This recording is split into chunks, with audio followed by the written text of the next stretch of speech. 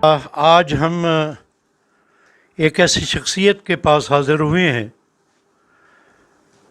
جو کہ عزاداری مظلوم کربلا کے پیغام کو منبر حسینی پہ بڑے احسن انداز میں مومنین تک پہنچاتے ہیں۔ مکتب تشیع جو ایک پاکیزہ مکتب ہے اور جس کے اساس علمی ہے، اس علمی اساس کو منبر حسینی پہ برقرار رکھنا اور اسی کے تناظر میں اپنے پیغام کو آگے بڑھانا یہ ایک بہت بڑا کام ہے، اور آپ مومنین اس بات سے اچھی طرح آگاہ ہوں گے کہ منبر کی حقیقی ذمہ داریوں کو پورا کرنے والے صاحبان منبر کی تعداد بہت کم ہے۔ اسی لیے اس حوالے سے اس کی ضرورت بھی ہے، اس کے تقاضے بھی ہیں۔ میں سمجھتا ہوں کہ آج جس شخصیت کے ساتھ میں آپ کی ملاقات کرا رہا ہوں وہ اس حوالے سے انتہائی احسن انداز میں اپنی ذمہ داری کو نبھا رہے ہیں۔ آج ان کے گھر پہ ان کی یہ انتہائی خوبصورت لائبریری میں کہ جو ان کے ذوق علمی کا بھی اظہار کرتی ہے، اس میں بیٹھ کے میں اس شخصیت سے آپ کی بات کرواؤں گا کہ جن کا نام نامی پروفیسر عابد حسین عابدی، جو کہ ماڈرن ایجوکیشن بھی حاصل کر چکے ہیں اور دینی تعلیم سے بھی آراستہ ہیں، میں ان سے گفتگو کا شرف حاصل کروں گا۔ تو میری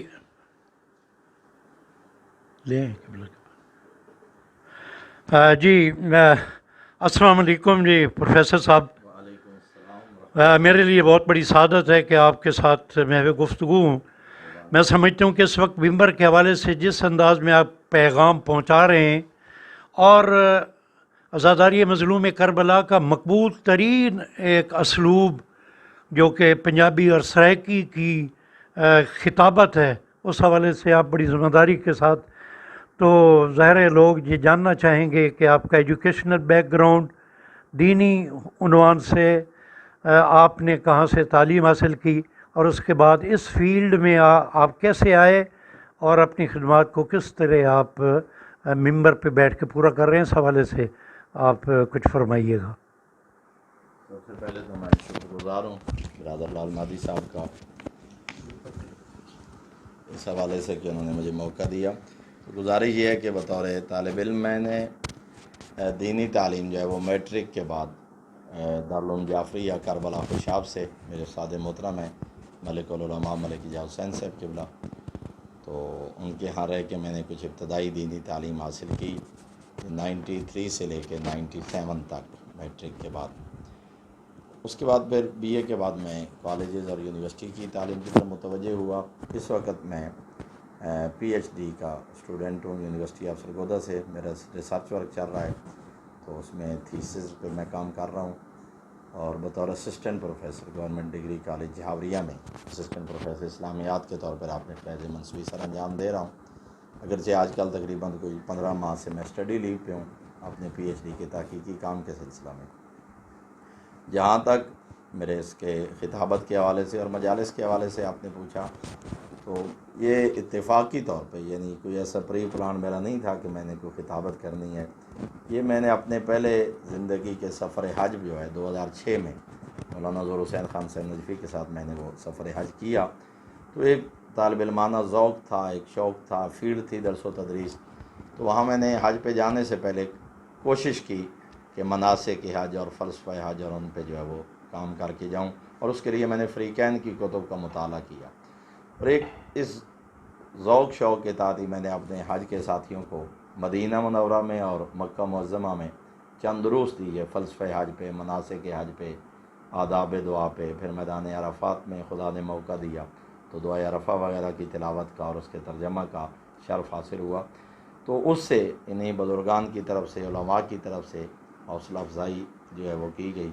تو یہ میری سمجھے خطابت کی ابتدا تھی۔ جب میں حج کر کے واپس آیا تو مجھے یہ کہا گیا کہ یہ آپ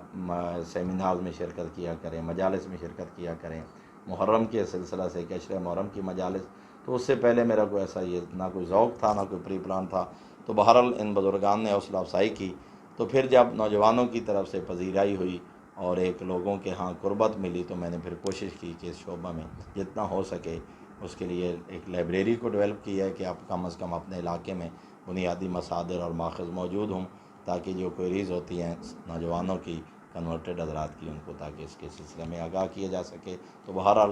اپنی حد تک ایک کوشش ہے کہ اپنے فریض منصبی کو بھی نبھایا جائے اور اپنے اس طالب علمانہ ذمہ داری کو بھی آسان انداز میں نبھایا جائے۔ میں اب یہ چاہوں گا کہ آپ ایک پیغام، پوری ملت کی صورتحال آپ کے سامنے ہے فکری و نظریاتی انداز سے، اور پھر اس وقت نوجوانان ملت کو جو چیلنجز درکار ہیں، ظاہر ہے آپ استاد بھی ہیں، تو اس حوالے سے ایک ایسا پیغام دیجیے کہ ہمارے نوجوان دین کی جانب کیسے متوجہ ہوں۔ عزاداری مظلوم کربلا جو ایک بہت بڑا سورس ہے ہمارے پیغام کی ترویج کا، اس حوالے سے بالخصوص اس نوجوان نسل کو آپ کیا پیغام دیں گے؟ اس سلسلے میں دو چیزوں پہ جو ہے وہ اپنی بات کو مرکوز رکھنا چاہوں گا۔ ایک تو اس وقت دنیا جو ہے وہ گلوبل ولیج بن چکی ہے، یہ میڈیا کا دور ہے، سوشل میڈیا کا دور ہے، خصوصاً انٹرنیٹ کا دور ہے۔ تو یہاں ایک ذمہ داری کی بھی ضرورت ہے اور ایک بہت بڑی احتیاط کی بھی ضرورت ہے۔ ذمہ داری کو اس انداز سے نبھایا جائے کہ سوشل میڈیا کے ٹول کو استعمال کیا جائے، کہ اپنے بنیادی مصادر کو، نہج البلاغہ ہے، صحیفہ سجادیہ ہے، قرآنیات ہیں، سیرت معصومین ہیں، اقوال معصومین ہیں، ان کو عام کیا جائے۔ اس کے ذریعے لوگوں تک پیغام پہنچایا جائے کہ ہمارے مذہب و ملت کی اساس کیا ہے، ہمارے تعلیمات کی اساس اور بنیاد کیا ہے، اور سیرت معصومین کیا ہے۔ ایک تو اس حوالے سے کہ اس انٹرنیٹ کو اور سوشل میڈیا کو اپنے مذہب کی اساس کو لوگوں تک پہنچانے کا ذریعہ بنایا جائے۔ دوسری سب سے بڑی ضرورت ہے، جس کے لیے میں نوجوانوں کو متوجہ کرنا چاہوں گا، کہ دشمن بھی ظاہر ہے کہ 5th وار، جنریشن وار جو ہے وہ چل رہی ہے، اور یہ میڈیا کے حوالے سے، تو اس وقت بہت بڑی ضرورت ہے نوجوان حضرات کو کہ وہ محتاط بھی رہیں۔ کسی ایسے شخص کی طرف سے جذباتی مباحث میں شرکت کرنے کی ضرورت نہیں ہے، بلکہ پازیٹیوٹی کو مد نظر رکھا جائے۔ اگر اختلاف رائے بھی کیا جائے نیٹ پہ، جیسے کہ آپ دیکھ چکے ہیں کہ سائبر کرائم کے حوالے سے کتنی FIRs ہو چکی ہیں، جن کو پھر آگے بطور پروف پیش کیا جاتا ہے، تو جذباتیت سے ہٹ کے ذمہ دار افراد آگے آئیں، تاکہ وہ اپنے مذہب کی بنیاد کو لوگوں تک پہنچائیں اور علمی دلائل کے ساتھ سوشل میڈیا پر لوگوں کو جواب دیا جائے، بجائے اس کے کہ اس کی جذباتیت کو اور گالم گلوچ کو، جیسے کہ ابھی آپ پچھلے دنوں میں دیکھ رہے ہیں کہ حق سیدہ کے حوالے سے، عصمت سیدہ کے حوالے سے، یا جیسے عصمت امیر کائنات علیہ الصلوۃ والسلام کے حوالے سے مباحث جاری ہیں۔ تو یہاں جذباتیت کی بجائے، ظاہر ہے یہ جذباتی پہلو تو آ ہی جاتا ہے کہ ہمارا ایک ایسا یعنی سلسلہ ہے عقیدت کا کہ جب بھی کوئی بندہ زبان دراز کرتا ہے تو اس میں جذبات تو ظاہر ہے وہ انسان کے ہوتے ہیں، لیکن وہاں اس کے ساتھ ساتھ جوش کے ساتھ ساتھ ہوش کی ضرورت ہے کہ دشمن اس سے ناجائز فائدہ بھی نہ اٹھائے اور اس کو پازیٹیو انداز میں پہنچایا بھی جائے۔ اور تیسری بات جو اس حوالے سے میں کہنا چاہوں گا، وہ ضرورت ہے کہ ممبر پر بھی حقائق کو بیان کیے جائے، اس طرح حقائق کو بیان کیے جائے کہ مکتب اہل بیت کی ترویج کا ذریعہ بن سکے ہماری مجالس، اور اس میں بھی قرآن، صحیفہ سجادیہ، نہج البلاغہ، سیرت معصومین کو اس انداز میں پہنچایا جائے، اور مصائب کے انداز میں اس انداز میں بیان کیا جائے کہ واقع کربلا اور اس کے اسباب و مقاصد اور فلسفہ کربلا اور فلسفہ شہادت جو ہے وہ آنے والی نسلوں تک ہم اس کو پہنچا سکیں۔ جی برادران محترم، آپ نے گفتگو سماعت فرمائی۔ میں نے تقریباً آغا صاحب کے ساتھ کوئی 20-21 گھنٹے متواتر گزارے ہیں،